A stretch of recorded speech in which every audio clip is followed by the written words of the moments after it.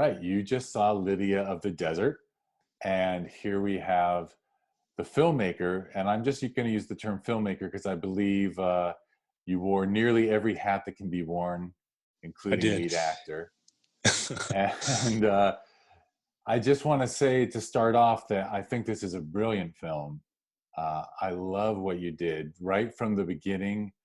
The look you went for, besides the 4:3 aspect ratio, Hmm.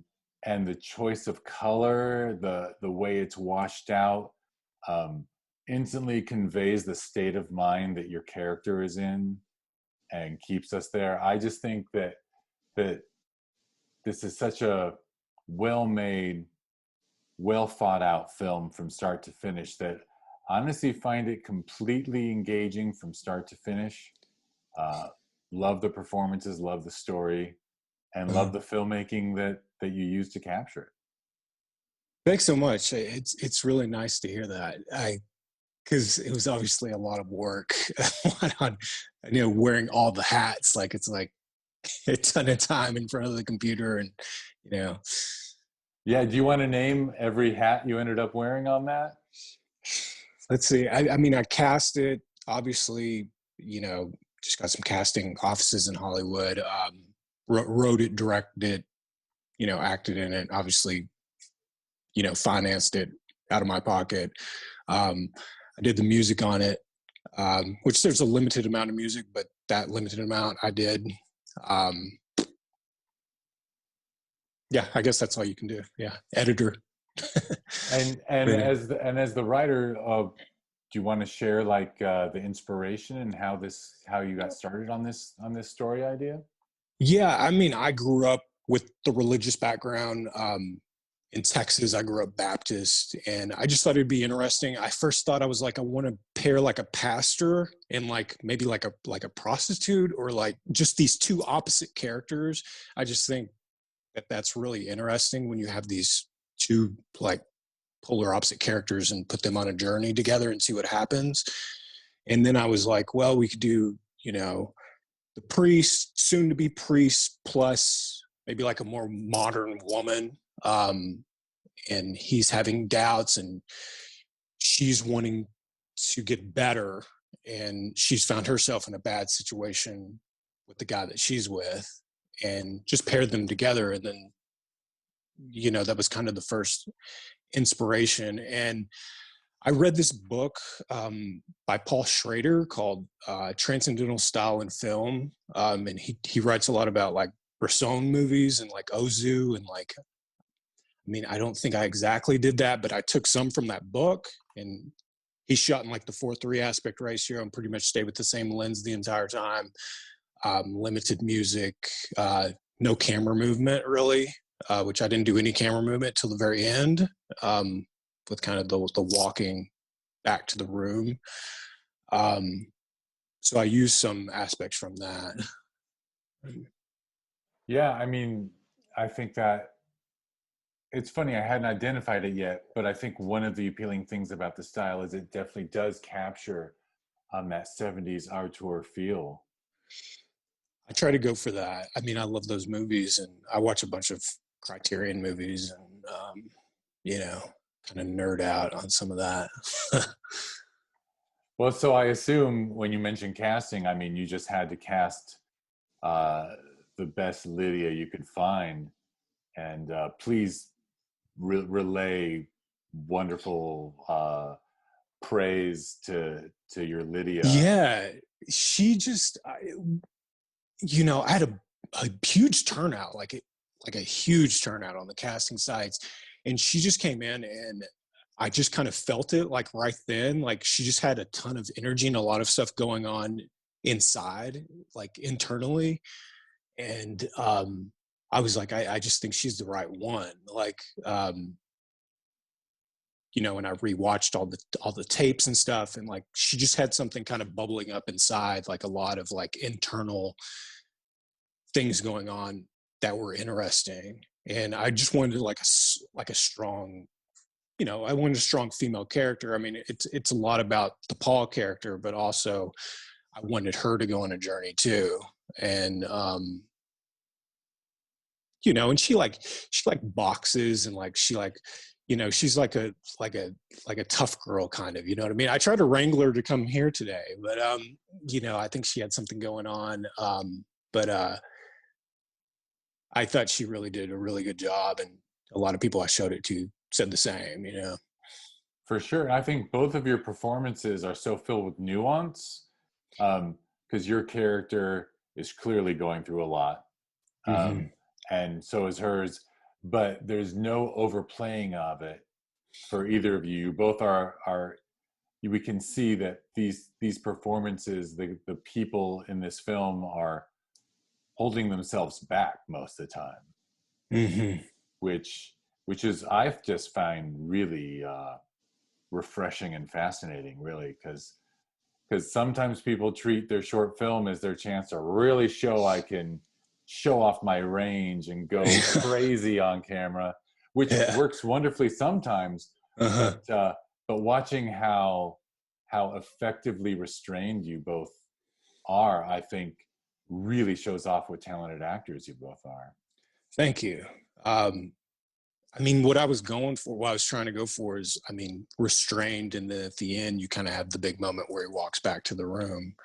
Um, I wanted that to be a big moment, and you know, whether he was imagining that, I wanted it to be kind of ambiguous. I don't know if that came across, but kind of almost dreamlike, him kind of going back to the room, and then you move the camera for the first time, and you have music, you know, and just make that a big moment. So like everything before that was kind of restrained, and then you kind of have a little bit of release there at the end.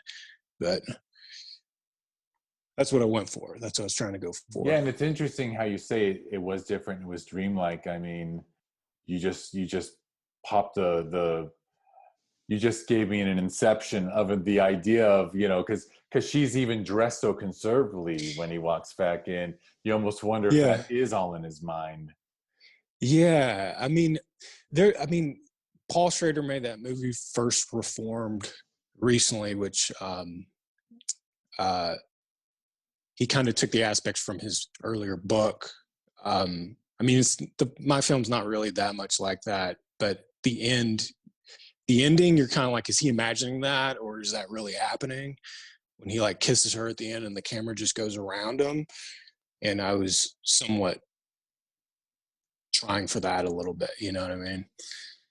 Um, Yeah, and I noticed in the credits. So, as a director, I wanted to commend you because I think your use of establishing shots. You spend a healthy amount of time. You trust yourself to go away from the characters for a bit, whether you're showing a road or a desert or a vista, which I think showed a lot of maturity as a director.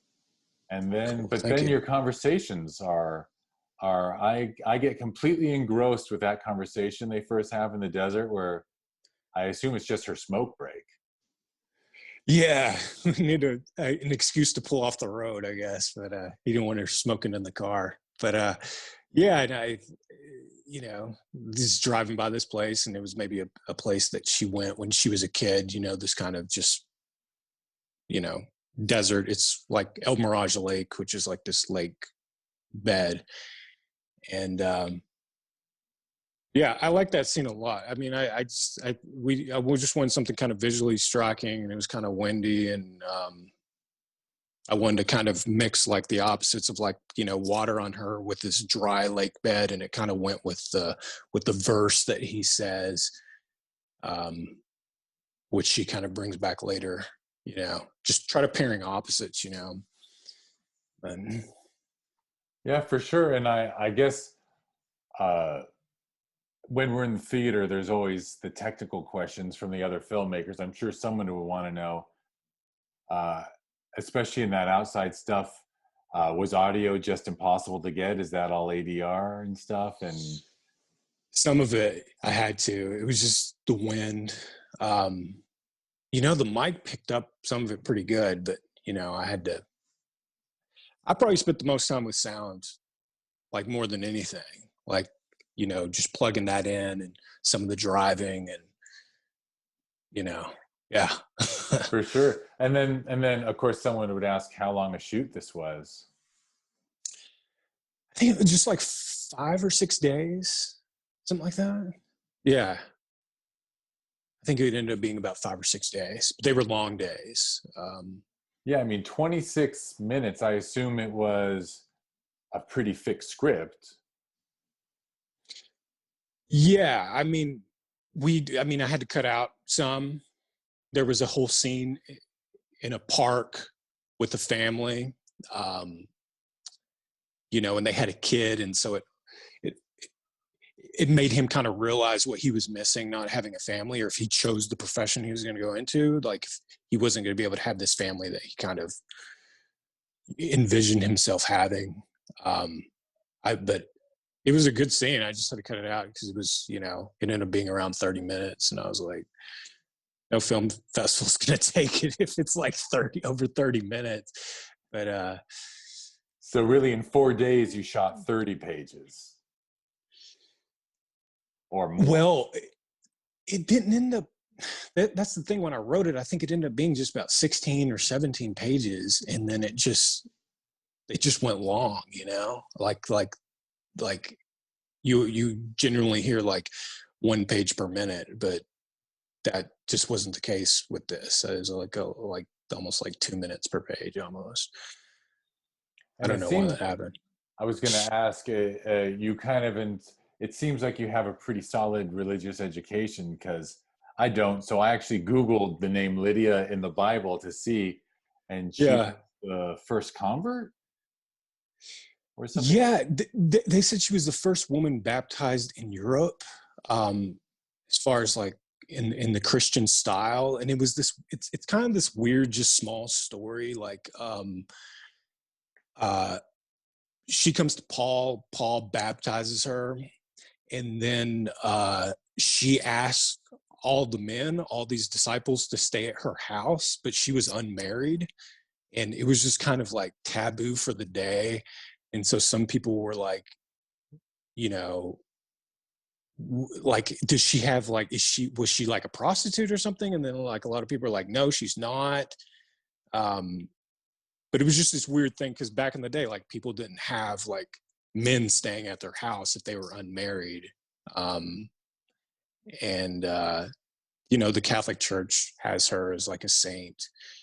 Um, you know, so I kind of paralleled it obviously with the baptism. And Yeah, I was going to ask, did you go hunting for that name after you'd written your story, or? yeah, I think I did. I think I wrote it, and then I was like, how can I apply this to like a biblical story or a myth or something? And then came across her, and I was like, oh, I name her Lydia, and we can, have the purple dress and have that parallel there. And I was like, I don't know if anybody will ever get it, but it's just something kind of layered in there. I have to say, even just the lyricality of the name Lydia, the title Lydia in the Desert really or Lydia of the Desert really works. It's probably a name that should get used a lot more. How come I don't know a Lydia? I don't know. I don't see too many Lydias. Yeah. I mean, I like the name too. There you go. And you inspired me. Gonna name there's a weird movie called Simon of the Desert, that was made by Louis Buñuel. Is that what you say? Like, he's a French filmmaker back in like the 60s. And I watched that afterwards, and there was like some kind of weird parallels to mine. I don't know if it's just a thing. Louis Malle, I think that's who Candice Bergen married, right? But no, it was a Spanish filmmaker. I'm sorry. Louis Buñuel. Buñuel. I can't even. Yeah, I can't. I think I've seen him. I should know his name. He had the one where like it was cutting the eyeball with the razor. Oh, of course, Chien Andalous. Yeah, like before that, they made one called Simon of the Desert, and there was a guy out there, and he was, wow, up on this thing, and he was being tempted and all this stuff. But I guess I'll jump back to your film though. So, sure. I assume you shot this all last year? Let's see, when did we shoot it? Yeah, shot last year. Spent a lot of time editing. Shot it like in El Mirage Lake, shot some here in North Hollywood, then shot some in Victorville, like the hotel. And And then you had a long time in post, I assume. yeah, quite a bit. I mean, it was, like I said, a lot of it was the sound, just re-listening to it and be like, okay, the wind here, the wind, does this all match? And it seemed like that was um, the most of it was the sound. We had some strange stuff happen. We shot one day in that hotel, um, and there was a card issue, and we lost everything. And so we had to go back to the hotel and reshoot it all, which I think the second time we shot it was better. Um, a silver lining, but I just had to wrangle everyone back up. And one of the guys working on my film, we had shot all day in the desert, and we drove back, and he wrecked my car on like right in Burbank, right next to that Safari Inn. What I don't know what road that is. I think it's Olive. I think Safarian's on Yeah, Olive. it was on Olive. We were almost back to where my camera guy's house was, and we'd all met there in Burbank, and he wrecked it. And obviously, I mean, nobody was hurt, which was very good, but it almost totaled my car. I basically had to like beg insurance not to total out my car. Um, and we were shooting in a park, and we had this huge tree, and the wind was just blowing like crazy, and this tree like fell like right next to where we were doing the scene. Like we had all this just weird stuff happen. So I dealt with the car thing for like 6 or 7 months. Like the guy that was working on my film, he hit, his insurance was contacting me, my insurance was contacting me, David's insurance was contacting me. And I mean, luckily it's fixed now, my car's fixed, and David's insurance took care of it. But I don't know. And the tree didn't get anybody, thank God. The tree didn't get anybody. It was you're making a film. I mean, do I have to point out that you're making a film about a priest possibly I know. abandoning his vows, or not a priest, but about to become a priest, possibly turning away from God, and trees are almost falling on people? That's almost too much. I know. And really, and losing that scene was just like, my cinematographer was over here, and I don't know what it was, if it was a card issue with his, or if when I put it in my computer, like something got messed up. But that was crushing too. We had these things happen. It makes you think. I don't know. I mean, like, it's like, was this coincidence, or is like, Well, the good thing is you were able to go back and get it all, and you obviously treat you well enough in your cast. You were able to grab your lead actress and go back and do it. Yeah, everybody was just like, I sent out a long email explaining what happened. They're like, all right, well, we're all in. Let's go do it, But, Great. Well, we're kind of bumping into the end of our time. Sure. Is there anyone you want to give a shout out to who didn't come up yet? My cinematographer, Jordan, which he moved to Colorado during that, he helped out so much. We had to do pickup shots one night in the desert, and it was cold, and being the actor and the director, you just want to do a lot of takes and have I just try to shoot a ton of stuff, because I'm not behind the camera watching everything. And like, he was down, like, let's shoot again. Like, he was never like, okay, dude, I think we got it, man. Let's just go. It's cold out here. Like, he was never like that. He was like, it was just great because everybody was like, they were excited to do it. And there was never a thing where like, okay, that's enough. Like, they were like, okay, what are we doing next? What are we doing next? Like, this guy, Michael, that I just had never met before. I've worked with Jordan quite a bit. Michael, I'd never met before. He came on, and I was just going to have him for one day, and he was there for 3 days. His name is Michael Wells. And then, it was just a good experience. The filming was the best. It was just really collaborative, and it was just really good energy.